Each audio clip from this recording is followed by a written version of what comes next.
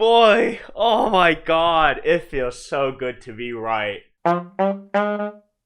Yo, it's Yuji. Welcome back to Closet Talk. Mwah. Wow. Just wow. Okay, first off, moment of silence for Oshi for ending. Anyways, holy fuck. What an ending. What a ending. For those of you who don't know, and if you don't, what are you doing here? Watch my previous episode, okay? Oshinoko is great. Oshinoko is great, first off. I need to just say that multiple times. Oshinoko is great. It is a solid read. It is a great manga. So, highly recommend. I do recommend this. This is a great story. And today, as I'm recording this, the final chapter was released. And the entire story is finally concluded, and I'll get into the ending. But first off, I need to glaze this series a little bit more. So first off, let me talk about the anime. Like, okay, season 1, first episode, a fucking movie, right? Because it had to be first off, otherwise it wouldn't work. But amazing first season. You got the story brought up, everything was introduced, the stage was set, and it was perfect to introduce the story. And it's like, hell yeah, we meet Aqua, we meet Ruby, we learn about what happened to Hoshino Ai, their mother, all that jazz, and what's kind of gonna happen, and we realize, like, oh yeah, it's gonna be a revenge story, as I said in the last video I recorded about Oshinoko.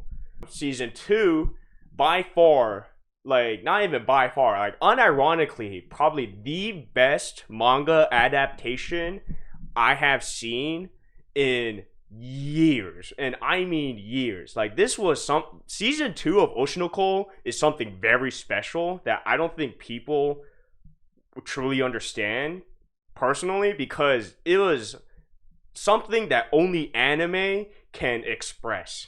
Like, in the manga, they did it their own way, like, stories can be told in only a certain way through manga, but in anime, like, wow, they killed it in season 2. In season 2, the theater arc, which I said was gonna be fire 6 months ago, which I was correct about. Again, I'm just goated. Whatever. Anyways, so yeah, season 2 was amazing. And then now after that, basically a lot happens, but we were in the final act of the story. So for a big breakdown, I just want to talk about my thoughts on the series as a whole, because I feel like a lot of people, not even I feel like, I fucking know a lot of people misjudged what the story was gonna be about. And I knew 6 months ago, again, when I was recording the video, but I'll get to that. But let's dive into it a bit. So, major spoilers, massive spoilers from this point on, because I am going to mainly talk about the final arc. If you want me to talk more about my thoughts on the first 2 seasons, I don't know, check out my other videos. But basically, I am just gonna focus on the final act, the movie. So, in the story, in the manga, we learned that Aqua's whole goal was to write a movie script, and it was called The 15-Year Lie. And basically, it's going to be a documentary about the story of Ai, right, his mother, and how she grew into the fucking idol industry, and how she met his biological father, which we learned to be Kamiki Hikaru. Alright, and this guy, I'll get to him, but this guy is an actual fucking psychopath. Surprise, surprise. But we'll get to that. But the whole purpose of Aqua was that he was writing this movie script. It's like, I'm gonna show to the world who I was, and reveal that I and my sister Ruby are Ai's children. And that happened, and a lot of drama occurred. But we're not here for that drama, because that is a kind of like expected storyline to happen, because it's like, oh, major idol who got murdered was found out that she was pregnant and had twins. And it's like, oh, whoa. But again, like, it was gonna happen. Like, if you read the fucking story, you knew that was gonna happen. It's like, they were gonna reveal themselves to the world. And then that's when all the weird shit happened, with the whole, like, Ruby kissing Aqua thing. It's like, the incest and all the crazy shit going on, right? But that was during the filmmaking because Ruby was gonna play as Ai, her mother, and Aqua was gonna play as Kamiki, his dad, right? His biological dad. And that was the whole story, because we learned that Kamiki looks straight up like Aqua. Like, surprise, surprise there again. And it was gonna be like their final confrontation of, hey, we know who you are, so like fucking just come out already. Like, we already know you're our dad. Just like, so let's have a talk. And what ended up happening was, once the movie was released, it got a lot of praise. Like, everyone loved it, right? And then Aqua was able to finally confront his dad. And it was a good confrontation. I thought it was a very good confrontation. As in, it was just like, you don't know shit about Like, is like, you don't know the true meaning behind what she meant when she left you. So he shows like a video and is like, this is what she truly meant. It's like, she did want to be happy with you and have a family. She wanted us to be a family. But then shit goes crazy, because obviously Kamiki didn't care about that, in my like. So this is where it's kind of up to interpretation, and my interpretation was that Kamiki never gave a fuck about the children. He only cared about It's like, I was his only reason of living. And how I interpreted Kamiki was that, oh, well, if you don't want to be with me, then why would I let anyone else be with you? And that's when he plays a lot of fucking master games, fucking puppeteering a bunch of shit, and that gets murdered, and yada yada. That's how the story starts, right? But we already knew that. Where I am a god. I am a god. I am beyond the realm of your existence, because I called it. I am a fucking god. I called this shit 6 months ago. Are you kidding me? I called it way back when. It's like, okay, here's my prediction of how the story's gonna go. Aqua is gonna kill his dad, biological dad, get arrested, or kill himself after he kills his dad. And then Ruby is gonna just like, I don't know, fall into shit. Or just like, I don't fucking like, hopefully live her life properly as like a new, like, as a, like her just new life. And bang, guess what happened? And I was like, oh wow, I'm a genius. But it was good. It was a good portrayal of character, because the whole reason, again, people don't fucking know what they're reading, and it's so stupid. It's dumb. You guys are dumb. All right. But the whole reason why this whole story even existed in the first place was because Aqua's goal was to get revenge on right? But now, after the like 100 some chapters, and character development and learning, like character relationships, growing, his whole purpose now is not to fucking get revenge for is to protect Ruby's future. And that is genius. Like, that was, oh my god, I was all like, yes, good for you. And I was so happy, because the final confrontation was beautiful. It was like, oh, well, Aqua, think about it. If you kill me, your sister's life is going to be ruined, because who would ever respect Ruby when they find out that her brother is a murderer? And he's like, nah, what if I kill myself and kill you? I already set it up. It's all like, yeah, I'm going to make it that like you were happy about the movie I made, so you decided to kill me, and I fought back, and we both fell in the ocean and died. And then his dad was like, what? And then bang, end of story. And that is how he got, not even revenge. It's not even revenge, but is to preserve the future of his sister. And I really loved it.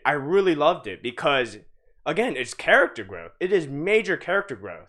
Because Aqua is now looking ahead. He was looking ahead for the first time. And which is like the whole idea of grief. If you're always stuck thinking about the past, how can you ever move forward? And so what Aqua decided to do is finally look ahead and see the future that his sister can have. And he wanted to protect that future, right? And does it mean that he is going to leave her behind and leave everyone else around him behind? Yes. But he made that sacrifice. And I was like, wow. And then, yeah, it was beautiful. It was a beautiful sacrifice. It wasn't happy, no. Because of course it's not. He fucking died, like, and the chapters we saw, like, oh my god, the chapter where fucking he was seeing the possible timeline that Sarina was okay, got healthy, and then became an idol with I. And it was all like, oh, that is so beautiful and so sweet. And it was nice because, again, like, even the god, the quote-unquote god, I guess she is a god, just straight up god, that confronts Aqua in the end is just like, you were just a boy.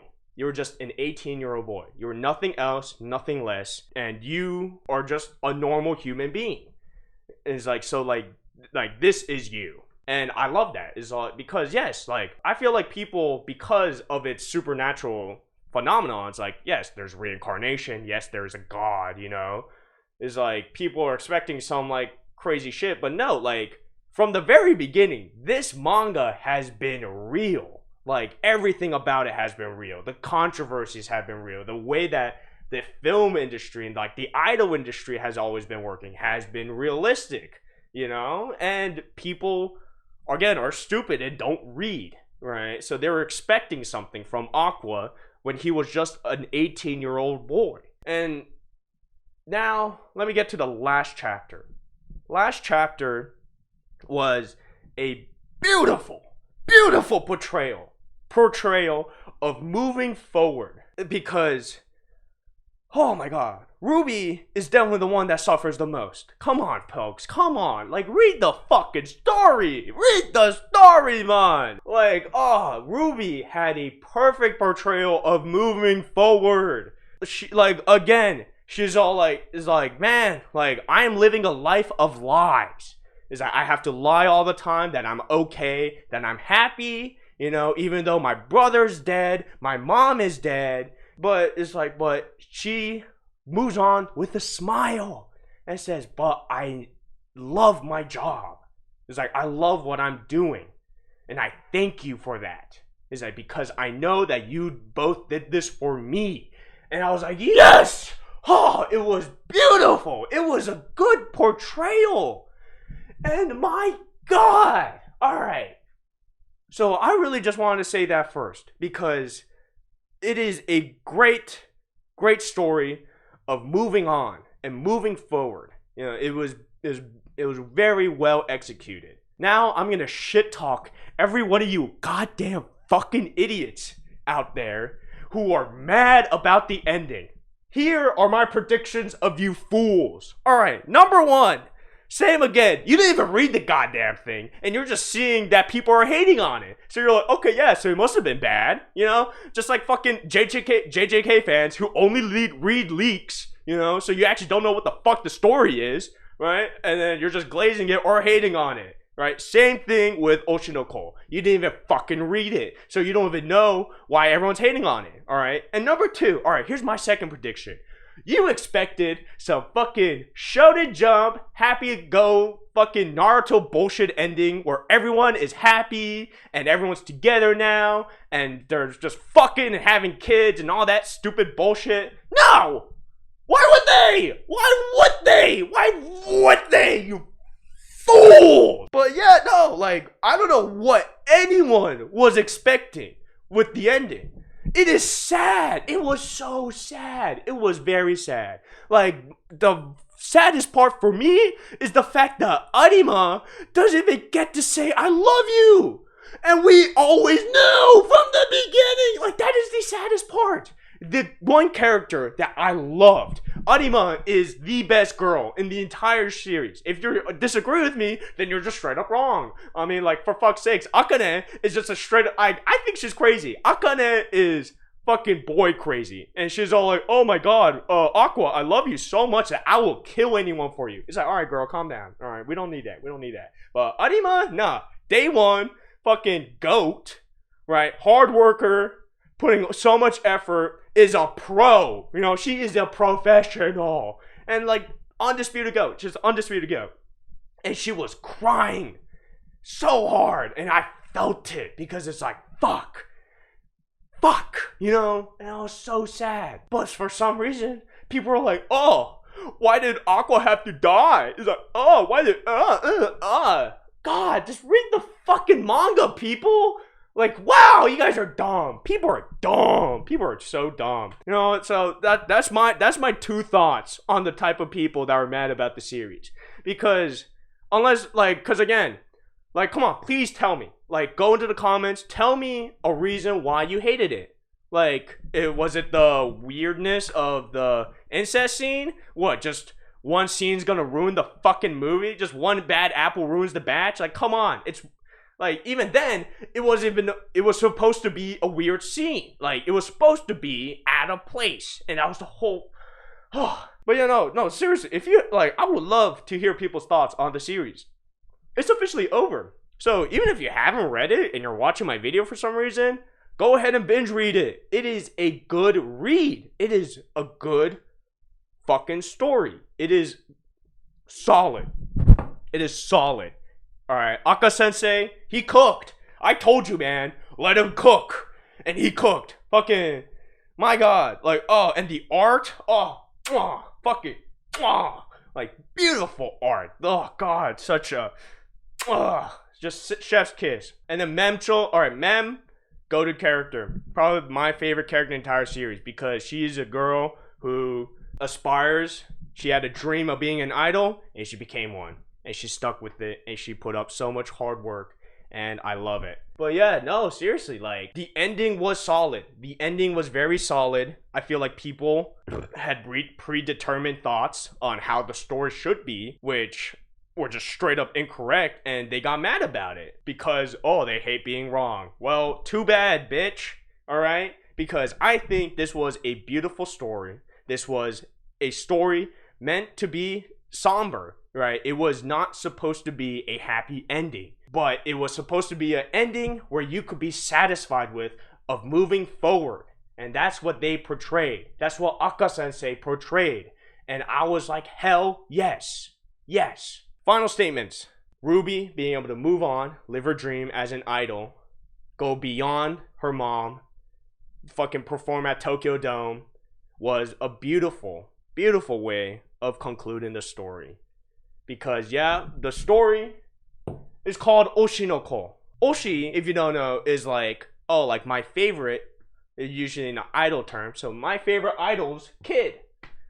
And that's what the story is. So, like, honestly, if you're mad about it, you fucked up at the title. I mean, I'm gonna be real. You fucked up at the title. So, yeah, solid ending. I yapped enough, but it's a great series overall. I thought it was a perfect, well-rounded series. It got everything I could have asked for when it came to just a manga about the idol industry, you know? And yeah, solid read. It is a very solid read. Highly recommend giving it a read. But with that being said, that is my final thoughts on Oshi no Ko. It is solid. It's solid. Solid read. Give it a read. Oh, and by the way, Aka Sensei is already working on something new, which is fucking crazy. So, bro is hard on the grind, and I respect it. I just hope that he does take breaks when he needs it. But yeah, no, Oshi no Ko, solid. But yeah, anyways, yeah, it's been Yuji. Thanks for watching. Again, please, write your thoughts in the comments. I love reading people's comments, you know? Just, like, tell me what you thought about the series. Yeah, I thought it was good. If you didn't like it, tell me why. And if you did like it, tell me why. You know, just, that's the whole point. Community. But yeah, thanks for watching.